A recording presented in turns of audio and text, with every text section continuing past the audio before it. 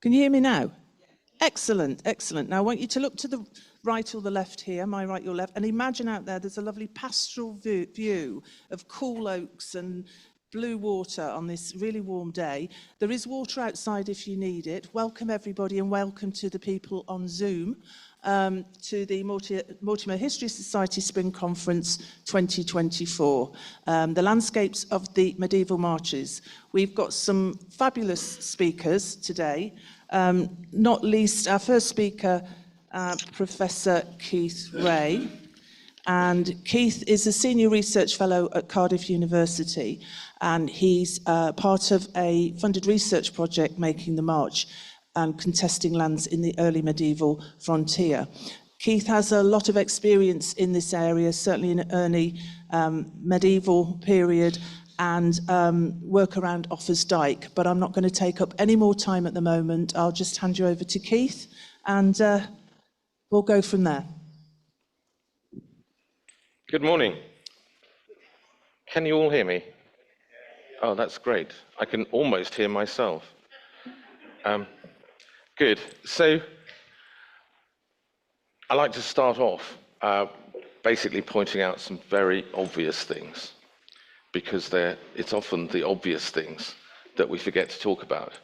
So one of the obvious things here is that we're dealing with a very long period from the end of what we think of as the Roman occupation of Britain through to the Norman conquest. That's 6 or 6.5 centuries, depending on how you measure it. So that's one thing. The second thing is that you'll notice that that's in plural, landscapes. Right. Great. Okay. Yes. Now I know you can see me at home, because I'm almost blinded by the light, but that's fine. I'll just carry on. If I don't happen to notice what one of the slides is showing, do shout. So one of those, it's landscapes. There's the march, as you know, is a very long 130-mile odd frontier, and it's an odd frontier, you know that too. And so there's lots of different landscapes that you pass through in walking, as I did from last year from Chepstow up to Prestatyn, not on the Offa's Dyke path. And so, yeah, multiple landscapes. Third thing is, I put Mercian in inverted commas because obviously for the whole of this period, you couldn't think of them as being Mercian. And of course, if you were British, you never thought of them as Mercian. So just a quick run through of what we're going to be talking about today. Lots of people don't know much about Mercia and understand its role in Britain and in the landscape. So just some very quick things about that. Then I want to get on to this whole question of, what was the landscape like? Of course, the answer is we don't know. There's not been enough research. But Cyril Fox thought he had a clue actually from the Dyke, so we'll mention that briefly. And then going back in time, as it were, from Offa's Dyke to the immediate post-Roman period, what was happening in the area that became the March, in what we sometimes refer to as a sub-Roman period. And then, obviously, this is because I'm giving this talk. You can't avoid me talking about Offa's Dyke, I'm afraid. So we'll talk about what we can learn about the landscape from the way in which Offa's Dyke traverses it. Second, penultimate is really just a nod in the direction of a huge amount of work that other scholars are doing on aspects of the early medieval march. And a lot of it is actually working through the literatures, that is the British stroke Welsh and the Anglo-Saxon on the other hand. And then finally, an introduction to this tremendous opportunity that we have with a 3-year fully funded research project, interdisciplinary research project, and we're just starting it now. And we're going to be looking at the frontier. So this is not just the Dyke, or not even the Dyke. in some contexts, but trying to understand what were the critical places, what were the important places in the march that were affecting how people's experience of that landscape was. Good. So Mercia, it was big. Of course, not big enough for Offa. He would much have preferred to have taken in that small kingdom there. He sort of tried that one. He had a lot of trouble down there, and he didn't emulate his predecessor, Ethelbald, by invading the West Saxon territory. Ethelbald got as far as Somerton before he ran out of time. Okay, why is Mercia the land of the borderers? And this is one of the many questions that we simply don't have sufficient answers to. But it's comforting to know that fellows of the Queen's College, Oxford, so this is a predecessor of John Blair, if any of you know him, had no problem at all in understanding who the Mercians were. They were the ones who spoke everybody's languages.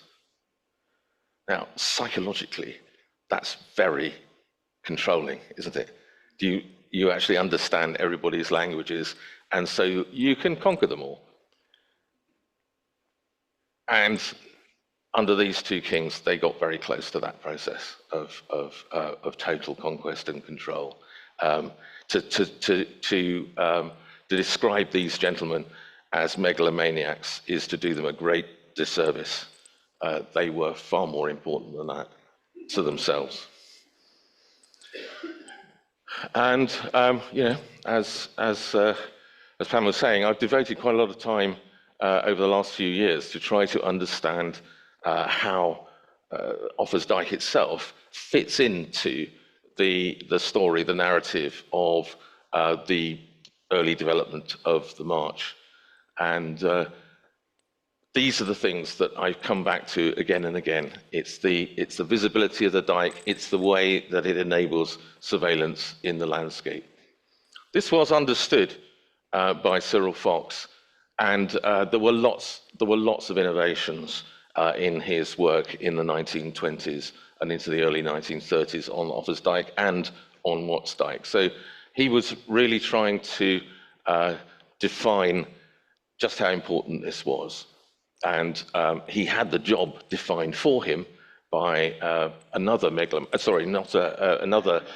innovative person called Sir Mortimer Wheeler, who basically recruited Fox from his successes looking at the Cambridgeshire dykes and said, right, got a small job for you now, sort out Offa's Dyke, tell us what it's all about. And he duly did, and lots of seasons of work published in Archaeological Cambrensis as a series of interim reports, and then brought together after the war, when by which time Fox was the director of the National Museum of Wales, and put them together in a big British Academy funded book. So, and his innovations were multiple, and I focused on his illustrative innovations in a very short poster talk or presentation article for Heather James and Toby Driver's book, which was actually talking about 175 years of illustration, because they wanted to narrow it down a bit. And here we are. You'll recognize this place down on the left, subject to some very interesting recent research. And then up on the top here, much more clear in those days before the trees grew up. This is in the 1920s. And I love this. I love this sort of, look, there's Offa's Dyke. Oh, I'll fall over and sit and contemplate it. Good. So, but some of his innovations were a bit too creative, possibly.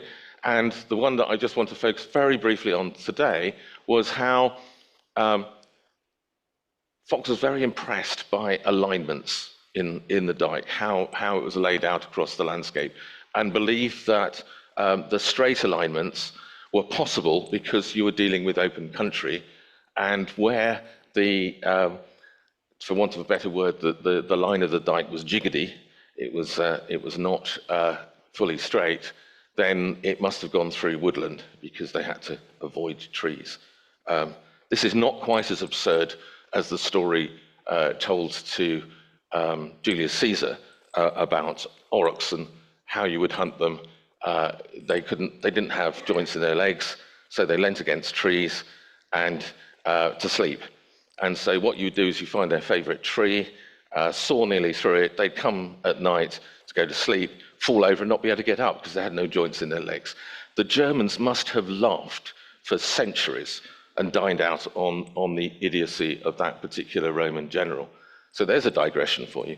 But Fox basically failed to realize that his open areas that he was defining were all on north-facing slopes. In other words, the areas where you wouldn't be growing crops. So his argument becomes very circular and we can quietly forget about it. But apologies to his memory for pointing that out. But what I'm trying to get at is there is no quick way, there is no quick fix to understanding what the landscape looked like. And even what would appear to be very simple remedies, finding out what was underneath the dike as it was built, are not quite as simple as we might hope. And of course that runs into dating the dike. So if you date a land surface underneath the dike, you are not necessarily dating when that dike was created. And if you find pieces of turf actually in the ditch or in the makeup of the dike, and you date them because they've got carbon in them, what that might be telling you simply is the date that the turfs, that organic material that's burnt got into the turfs, so it could be several centuries out. However, there are possibilities for trying to trace some land use before the dike. So this is the only part of Offa's Dyke that's been very fully surveyed by English Heritage, and it's at Dusden Fields. So this bit is in Wales and that bit is in England. But it was noted by Chris Musson then in the early days of the Clwyd Powys Archaeological Trust. While he was flying over this area, he noticed that the orientation of these strips, farming strips, were the same on both sides of the dike.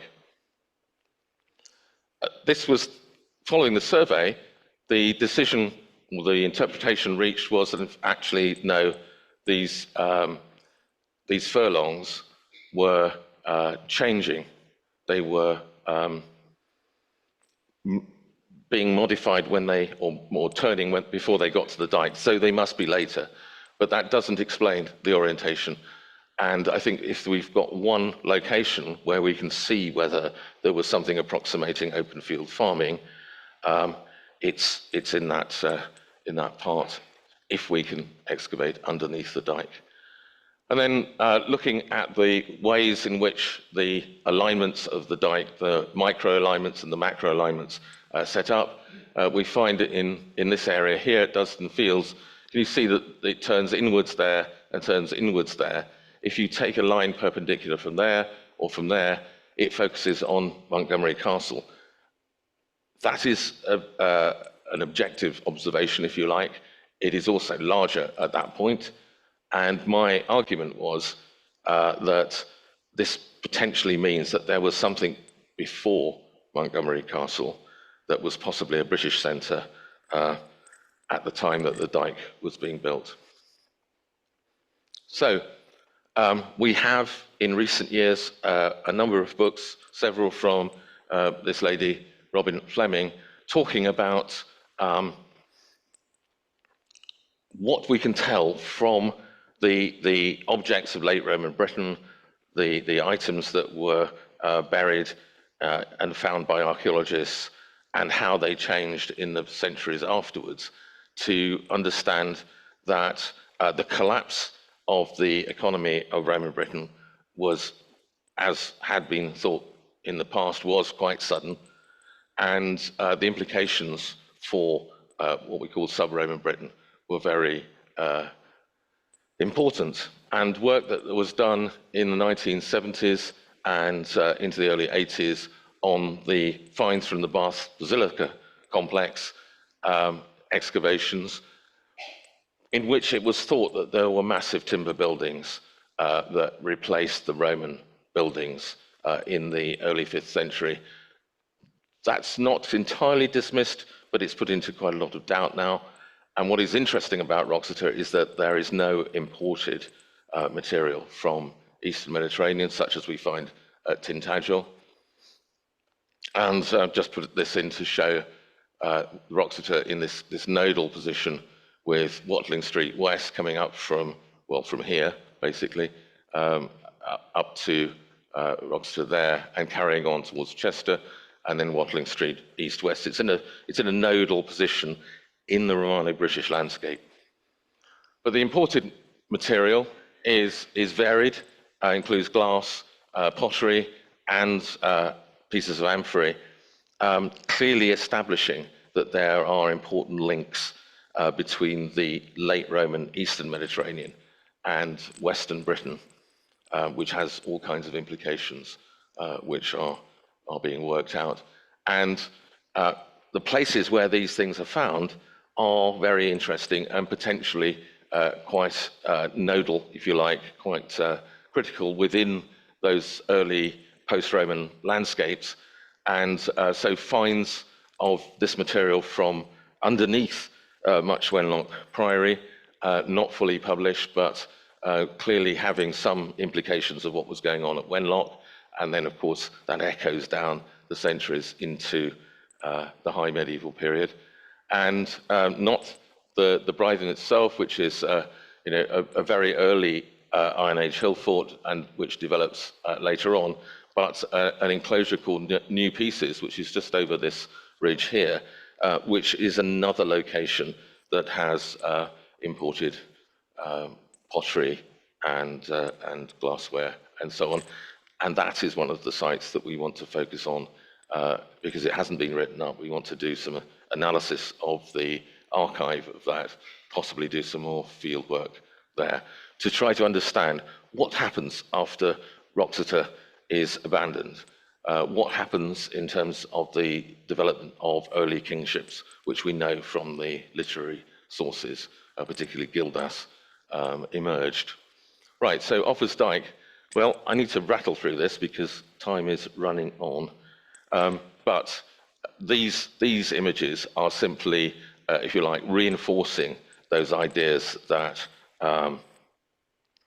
the importance of the Dyke in the landscape was its visibility, particularly when seen from the west, and its ability to carry out a surveillance role on what is happening immediately west of the frontier.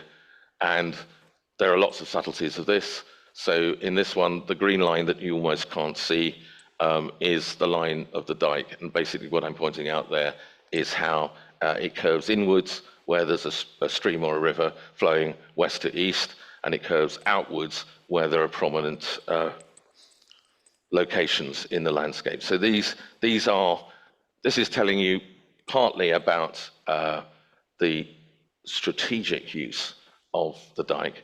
But it's also telling you, I think, something about how the landscape is being occupied. So, very quick run through of what Offa's Dyke did. It was not directed just at the Welsh. It was directed at other kingdoms in Anglo-Saxon, in the Anglo-Saxon world, basically to show, if we are capable of assembling this number of people to do this amount of work and with this effect, you better not mess with us. We're the Mercians. Placement in the landscape, clear echoes of Roman imperial works. The frontier was not defined solely by the Dyke. The Dyke, if you like, was a reference feature through the frontier. And Offa's Dyke was built with an awareness not only of the Roman past, but the Frankish contemporary world, where marshlands were being developed as a means of doing a whole range of things which mediated relations between the areas that were considered to be within the empire and areas that were outside and therefore capable of being treated in a different way. And we can talk about that later, potentially. It's really important to try to understand echoes of Roman systems, but also going forward towards the Norman conquest. And Leintwardine is a particularly important case study from this point of view, because there was a Roman imperial posting station. So that's a place where you can change horses, and the imperial post goes through. There's basically a hotel, mostly for government servants, with bathhouse and all this kind of thing. So that existed in the Roman period and was a means of communicating between Chester and Caerleon. And in studying places like this and going into the early medieval period, you need to be identifying places that could be used for regional assemblies of various kinds, and also were the modifications to what was essentially a small walled Roman posting station, were the modifications in the landscape. And in this aerial view, I was really struck by, can you see this line running around here and running around there and echoed with this line? I don't think these are accidental, and I don't think that they are creations necessarily of the medieval landscape. I think that what they may be doing is giving us a clue to the Wardine, named the enclosure. The enclosure, and in that case, would not be the Roman enclosure here, but a much wider enclosure. That's anyway something one can debate. But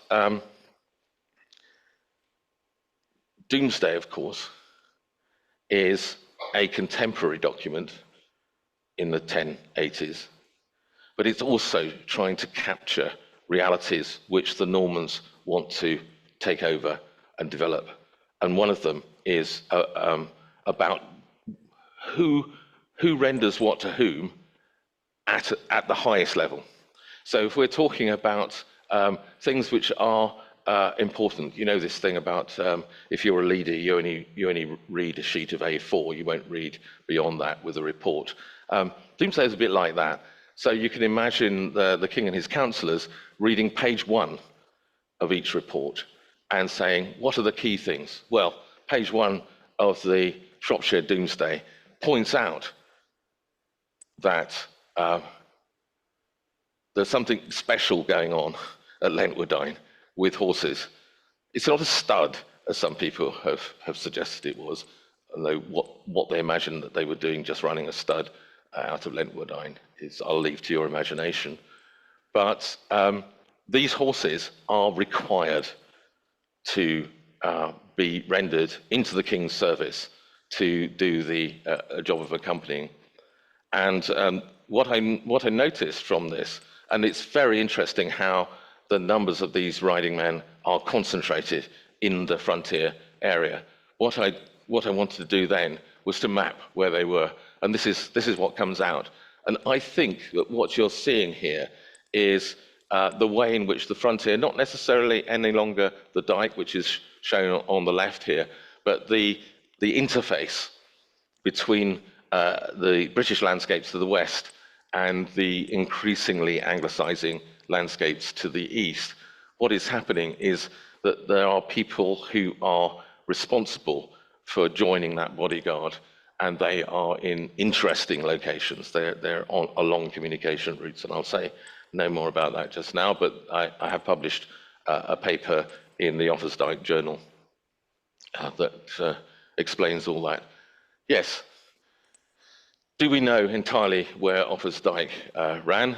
The short answer is yes, we do, but only if we accept the results of the 20th century investigations. We need 21st century investigations. Our project is part of that process, but not necessarily looking at the Dyke.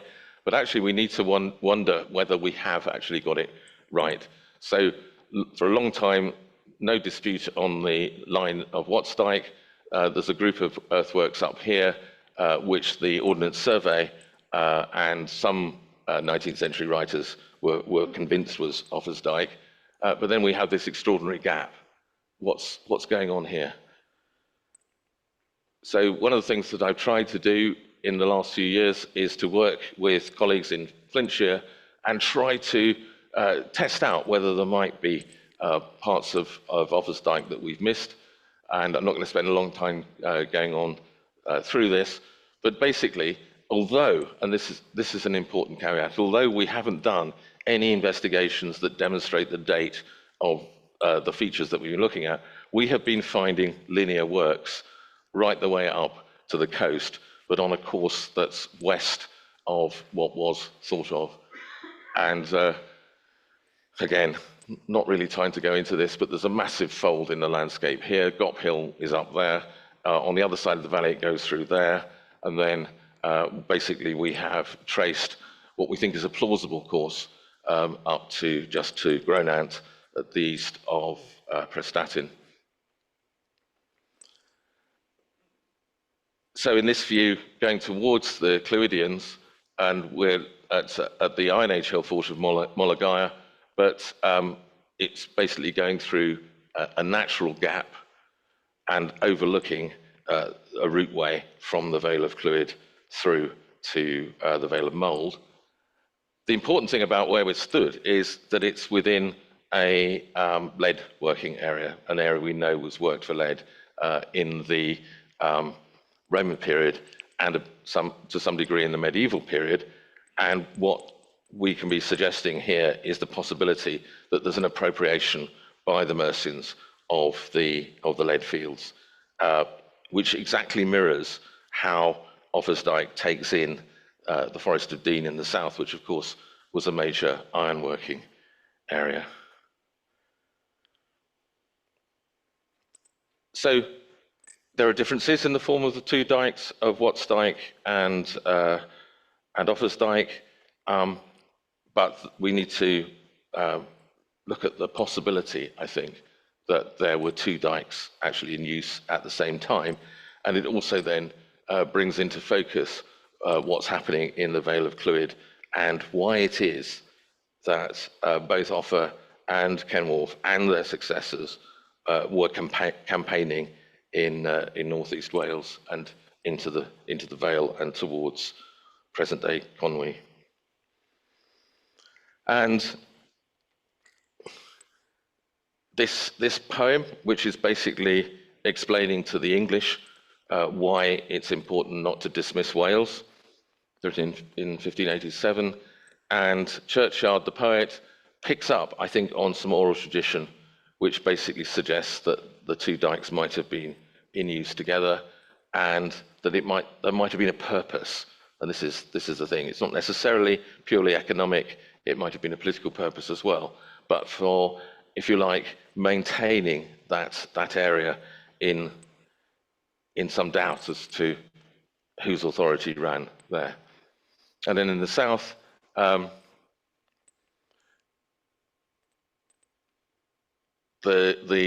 length just shown there to the northwest of Hereford was in doubt for quite a long time. One of the useful things about LiDAR is it enables you to link up observations you make on the ground. So we are now certain that Offa's Dyke ran from a point a few miles west of Hereford up towards Kington and then continuously further north. And in the south, you can see here, this is a map from the 2016 book on Offa's Dyke, and you can see there's a massive gap. The suggestion was that there was a treaty relation, which again, the first page of the Herefordshire Domesday seems to refer to, but we're now tracing lengths of dyke as here, which contemporary role is to define the edge of a school playing field, but is actually a fairly massive bank heading for the cliffs overlooking the River Wye at Ross. So just to summarize all of that, what we're seeing potentially is a continuous dyke all the way through. which meets up with Assa's comment about the overbearing King Offa and his advertising that he built a dike from sea to sea. Well, maybe he just did. But there are points in that frontier that are being contested. Here we are in the Vale of Llangollen, and we're dealing with people who are seeing themselves as heirs to the Romans, as representing the real continuity with the Roman period, and are determined to seize back parts of the lands lost mostly to the Mercians. We talk about landscapes. We need to talk about the politics of landscape, and there are clues still in the landscape from place names, and the one I've chosen just to focus in on here is this word hem, which is two contemporary farms. The name goes back into the medieval period, and it's at a point where the Dyke and the Mercian concept of the frontier gets furthest into Wales, overlooking the Middle Severn, and does this spectacular turn. And I've just found it interesting that they may have been referring to the edge or the limit of the Mercian world, if you like. I mentioned the megalomania. Offa saw himself as not as king of the English. He never actually claimed to be king of the English. He was king of the Mercians. The fate of the English, in Offa's view, was to become Mercian. So just reflect on the implications of that. Had he been successful, you would not be, those of you who are English, would not be English. You'd be Mercian. So he had an eye to the Roman world and succession. And the memory of this event echoed down the generation. And I'm just suggesting here that rather than simply a reflection back to Assa, when Gerald of Wales was writing about the evils of the English, which were many, of course, and which started with Offa, he had his own sense of what was involved, and what was involved was having a dike that faces uphill, looking westwards. The only possible purpose is so that from the west you can look over it and see your ancestral lands now forever out of your possession. Westwards and southwards, here looking over lands which in 1066 were described as being in the March of Wales. And this is something that we really need to understand, that there was a perception of these lands as being in the border, in the march, in this ill-defined, but at the same time, determinate break with the past. And many of these lands were west of the Dyke, and as Max Lieberman has shown, Mortimer Estates, thank you. I want a round of applause, please, because I mentioned the Mortimers. The estates are said to lie in the March of Wales. And this is significant because this is not a new March of Wales. This is a March of Wales that is inherited and then made Norman. Now, I don't have time to do more than act as poster person for the work of my historical colleagues, but I commend to you these fantastic works that have brought together huge amounts of scholarship from both the British side, the British Wales side, and from the Mercian side. Mercia, of course, was not entirely written out of history by the West Saxons, although they did have a very good go. Suffered from the centrality of their record keeping, which is something you might want to take up at some point. But the church was fundamental to what was going on, particularly as it came through into the Norman period. It wasn't just a matter of appropriation. There was a lot of collaboration, if you like. And then these two wonderful books by colleagues talking about what the literature tells us about the sense of identity in the landscape. And again, I commend those work to you. Our project, Making the March, principal investigator Andy Seaman, who's an archaeologist based at Cardiff. Charles Inslee, some of you will already know from the University of Manchester, and me, and Dr. Marion Shiner, who's going to put her hand up and wave, she tells me. Yes, there she is, who is our newly appointed postdoctoral research associate, who will, in characteristic fashion for projects like this, be actually carrying the burden of the project, because she's the only one of us who is working full-time on it. We are appointing PhD researchers, one historian and one archaeologist. And we will be looking at sites like New Pieces. Just a very quick view of excavations that have not been published by Jeremy Huggett and the late Chris Arnold. And we will be hopefully going back to look to see what this can tell us about the centuries immediately after the Roman departure. We'll be looking at 5 different sample areas, study areas, and the smallest will be at this point on the River Clun, where you can see the Dyke crossing over. We'll be looking hopefully at features like this, which we think might be one of those custom posts or surveillance points, and sites like this, which are completely anomalous. Marion and her team are going to do some excavation hopefully there and give us all the answers we need, aren't you, Marion? Another one of our sample areas is the valley west of Hereford, and we've been looking in past years, so Liam Delaney and I did some work looking at Brenton, where we have what we think is probably the first Mercian fortress that's ever been defined or investigated. How do I know that it's Mercian? This, by the way, is a summer residence of the treasurer of Hereford Cathedral, so it was clearly in church hands at the time. It's overlooking a ford across the river, so all kinds of interesting landscape implications.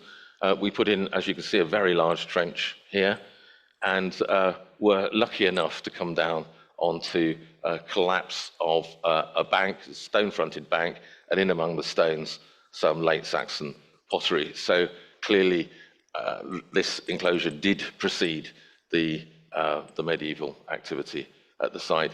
All kinds of implications, which I don't have time to go into here. And I should note that if any of you are free and wanting to visit the wonderful city of Wrexham in the north, we are doing an Offa's Dyke collaboratory meeting on the 1st of June at Allen Country Park, where there will be a whole range of presentations about the dykes and the frontier. Yes, but publication continues apace, as does research, thankfully. Thank you very much.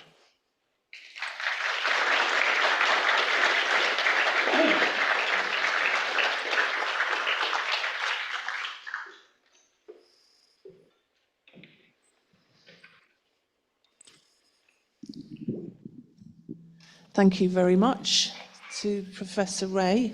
We have a very short few minutes, I'm afraid, for questions. Does anybody have any questions? Well, if you put your hand up, I'll bring the microphone to you. Oh, Bob, if you just hold it under your... I was taken with the reference at the very end to an Anglo-Saxon fortress, like a number of other people in the Mortimer History Society. I'm also a member of the Castle Studies group. And I'm wondering whether the Anglo-Saxon fortress you described was a communal establishment or a private residence that was fortified. Of course, it's always the role of a speaker confronted with a question like that to step sideways and say, if only we knew, essentially. We certainly understand it's on lands in the ownership of the church at Hereford. Whether that means that it was an ecclesiastical settlement that was fortified, potentially in times of trouble with the Vikings, or whether it was a deliberate fortification which would have been under royal control, guarding that vulnerable crossing point, we don't know. And the date is interesting as well, because as you probably know, there is very, very little pottery from the marches in the pre-Norman period. And the fact that we've got pottery there is remarkable. It tends only to turn up on royal sites. But the interesting thing also is that the date of that pottery is 9th, 10th century. That dates the occupation. It doesn't date the period of creation of the site. But that is one of our study areas, and we'll be looking more in the Brenton area. Any more questions? If people at home, if you put your questions on chat, then my colleague Clive will read them out. So people at home can ask questions as well. If you hold it just under you. Yep. Do you have any views on the short dikes? Some of the short dikes west of Offa's Dyke? Yeah. I do have a view on them.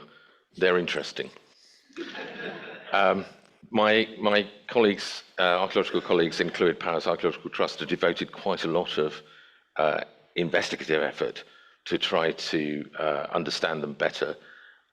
One thing that seems to come through is that there are all kinds of periods, and another is that they may be associated with commode boundaries from the British period. And so Fox's idea that they are somehow forerunners of the Mercian frontier works, I think, can be dismissed pretty much. Any more questions? Anything on chat, Clive? No? Anybody else? Okay, I'll ask a question then. Partway through the presentation, I wanted to sort of focus on the way in which you pulled out that the view that the Dyke is a feature within a border zone, within a frontier region. Because, I think for a long time, it was assumed that the Dyke was a boundary. And I think many people still think of it as a boundary. But yes, you pulled out the current thinking is that the Dyke is just a feature within a border region. And I think, as you mentioned, part of the evidence for that is that we know that there were Anglo-Saxon settlements well to the west of Offa's Dyke and Welsh settlement to the east. Sorry, so that's quite a long preamble. The question is there any other evidence that is telling us that Offa's Dyke was a feature within a border region rather than being a border itself? Right. So if I can just deal with the point that you were making about English settlements west of the Dyke, none of them are demonstrated to be pre-Dyke, and none of them are certainly in origin English settlements.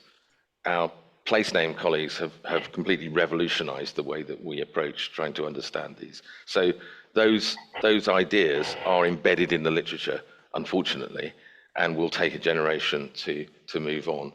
And I'm not saying we don't know, or that we know that there weren't English settlements. So, for instance, in the Golden Valley in southwest Herefordshire, we know that there were pre-Norman English settlements, which were then expunged. But we don't really know what's to the west. So the question is then, what is the Dyke doing? And it's basically pointing out that there is a zone of control, I would say, and it's not a frontier in any modern sense at all. The parallel is with the Carolingian marches, which are deliberately indeterminate zones, and they are locations from which Carolingian armies can go out to harry the people in the west.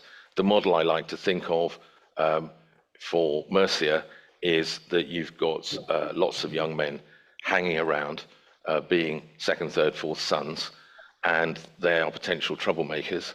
So giving them a task to go and campaign beyond Offa's Dyke is a very good thing to do. We know from the Herefordshire Domesday that the men of Erging or Arkenfield were enlisted into the process of campaigning in the west, that they were the rear guard on return, and they were the vanguard going out. And so campaigning was certainly something that is documented. It's documented well in the Welsh literature. It seems as if the Mercian march with Wales is emulating what is established practice on the continent.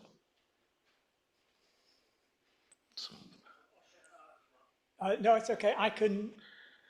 Philip will sprint I will up sprint. the stairs. Those who know me know I've been getting in training for this. You hold it just under your chin.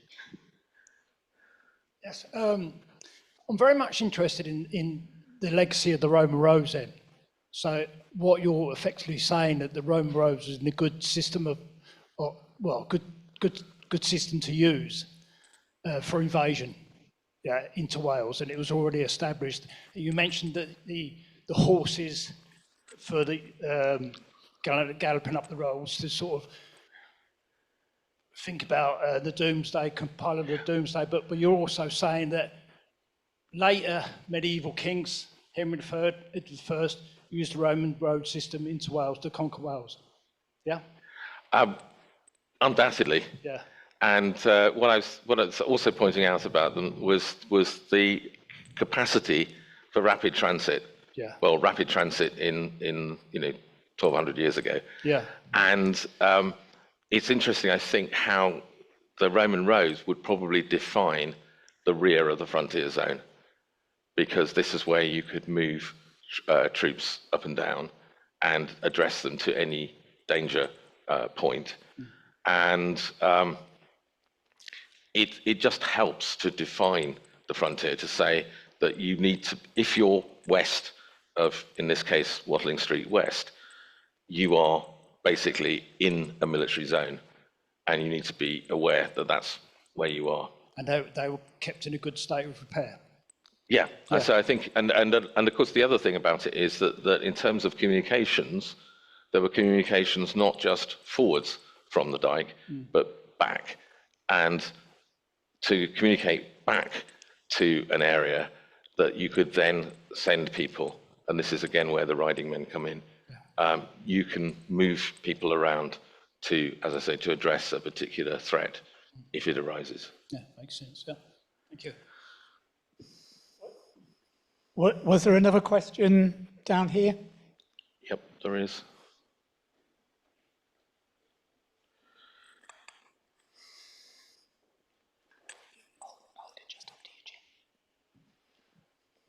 Hi, I was just wondering, in terms of populism, whether you have any plans to get your digs video recorded and sent through Alice Roberts, who seems to be the person who expounds on TV about all these sorts of things, just to really bring this aspect of history more to the popular consciousness. Yeah, I mean, it's something we do. I co-direct. I specialise in the early medieval period, but also in the Neolithic, curiously. And we've worked with Alice at Arthur's Stone before, and obviously Digging for Britain is the contemporary popular magazine, if you like, that advertises our work. And I shall be in trouble with Marion if we don't actually get in touch with them. You mentioned the Bryden and new pieces. Yes. I live near Welshpool and I wondered where new pieces is. Yeah. So you know that view that I was showing with the Bryden up to the left and the hill behind, and new pieces on that hill behind. So it's not in a position where it's overlooking the Middle Severn and Welshpool. It's slightly hidden behind. And this is one of the things that intrigues us about that collection of material that is clearly, post-Roman, is in what way is this a successor to Wroxeter? And is it there because this is a safe location, relatively speaking? Oh, we'll tell you in a couple of years' time, hopefully. Anybody else? Okay, well, thank you so much. That was so very interesting. We've covered quite an area of the early medieval period there. So thank you very much again to Keith. If you'd like to give him thank you. Thank you. Thank you.